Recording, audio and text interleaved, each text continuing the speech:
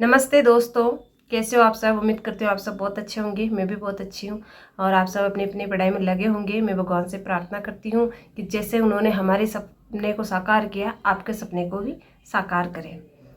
हर किसी के मन में आज के समय में ये सवाल उठता है कि अगर कोई इंसान सफल हुआ है तो उसकी रणनीति क्या रही, उसका पढ़ने का तरीका क्या रहा, कितने घंटे वो पढ़ता था, उसका सिलेबस क्या रहा।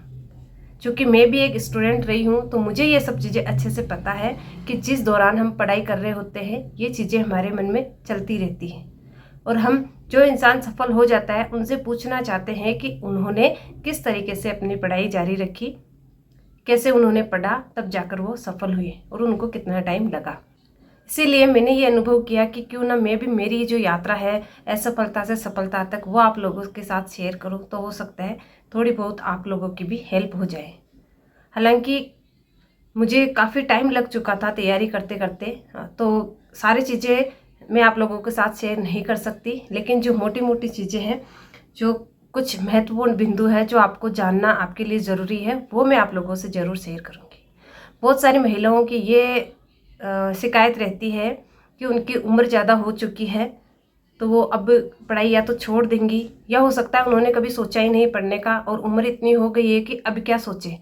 तो उनके लिए भी ये जो मेरा वीडियो है ये फ़ायदेमंद रहने वाला है, क्योंकि मैंने जब तैयारी स्टार्ट करी थी तब मेरी ग्रेजुएशन कंप्लीट हो चुकी थी, मेरी शादी हो चुकी थी और मैं एक बच्ची की माँ भी थी।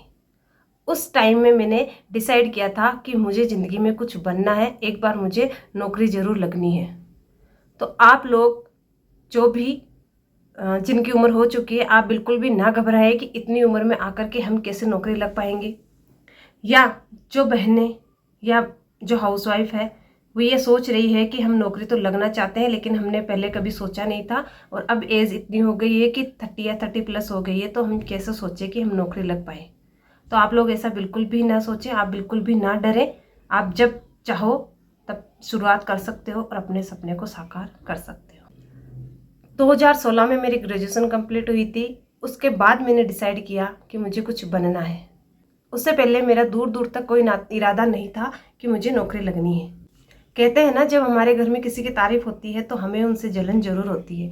ठीक ऐसा ही मेरे साथ हुआ। हमारे घर एक लेडी की बात हो रही थी एक दिन कि वो कैसे कैसे पढ़ के फिर वो नौकरी लगी है।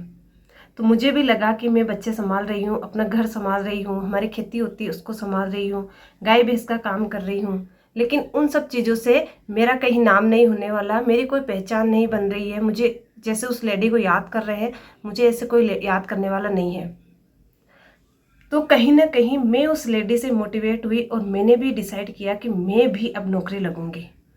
क्योंकि हमारे घर में जेंट्स लोग गवर्नमेंट जॉब में थे तो उनकी गाइड तो पढ़ी ही थी, तो मैंने बस सोच लिया था कि ये जो किताबें पढ़ी है ये मुझे पढ़नी है और मुझे भी नौकरी लगना है। मैंने पढ़ाई में यूं ही कर रही थी, मेरा कोई मोटिव नहीं था, इसलिए मैंने बीएड तो किया नहीं और मैं ग्रेजुएशन कंप्लीट कर चुकी थी।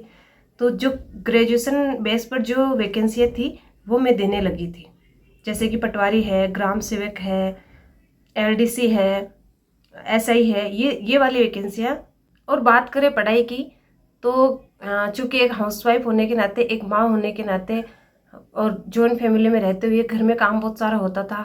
तो सुबह जैसे दिन में काम निपटता था, 12-1 बजे जाकर सारा काम निपट पाता था। उसके बाद में पहले जब मैं पढ़ाई नहीं करती थी तो 1-2 घंटा रेस्ट कर लिया करती थी, लेकिन जब मैंने सोच लिया कि मुझे पढ़ना है तो वो जो घंटा मैं रेस्ट करती थी उसको मैं पढ़ाई में देने लगी। बाद में जो शाम का टाइम होता था वो मैं काम करती थी, और सब हाउसवाइफ को पता होता है कि दिन भर जब काम करते रहते हैं तो रात के टाइम में वो कितना थक जाती है। तो मैं भी फिर अपने बच्चे को लेके सो जाती थी नाइट के टाइम में। लेकिन सुबह जब सब सो रहे होते थे, मेरी बेटी भी सो रही होती थी, तब मैं सुबह 2-3 घंटे जल्दी उठ जाती थी और फिर मैं अपनी स्टडी किया करती थी। ये सारी चीज़ें मैं नियमित करने लगी थी। सुबह के टाइम में पढ़ने का फ़ायदा ये होता है कि एक तो आपका माइंड बिल्कुल फ्रेश होता है, ना ही कोई शोर शराबा होता है, कोई भी डिस्टर्ब करने वाला आपको नहीं होता है। और सुबह के टाइम में अगर आप पढ़ते हो तो आप सुबह के टाइम में नियमित पढ़ सकते हो, क्योंकि उस टाइम में कोई मेहमान भी नहीं आने वाले होते हैं और आपको कोई भी किसी भी तरह की परेशानी नहीं होती है। इसीलिए मैं सुबह 2-3 घंटे डेली पढ़ती थी। दिन में मैं दिन में ऐसा होता है कि कोई भी मेहमान आ जाते हैं, कोई फंक्शन अटेंड करना होता है, कभी कहीं जाना होता है, और जिन लोगों की खेती होती है उनको अच्छे से पता होता है कि सुबह से शाम तक खेतों में काम चलता रहता है। इसीलिए मेरे दिन में कभी हो पाती थी, कभी नहीं हो पाती थी, लेकिन सुबह के टाइम में मेरी डेली पढ़ाई हो जाती थी। इसी तरह मैं निरंतर पढ़ती गई और जो भी एग्ज़ाम्स आते थे उसके फॉर्म भरती थी और वो मैं देती थी, लेकिन वो एग्ज़ाम्स मेरे क्लियर नहीं हो पा रहे थे। तो फिर मुझे लगा कि शायद सफल वो ही हो रहे होंगे जो कोचिंग जाते हैं। तो ऐसा उन लोगों को देखा देखी मैंने भी फिर कोचिंग किया, और कोचिंग का मुझे थोड़ा बहुत फ़ायदा भी हुआ था। लगभग 5-6 महीने मैंने कोचिंग करी थी। उसमें जो राजस्थान है, अपना इंडिया है और वर्ल्ड की जो बेसिक चीज़ें हैं वो मेरी क्लियर हो गई थी। कोचिंग भी करे जा रही थी और जो भी एग्ज़ाम्स आते थे वो मैं देती थी, लेकिन वो मेरे क्लियर नहीं हो रहे थे। तो घर में काम इतना होता था कि आप लगातार कोचिंग नहीं जा सकते हो।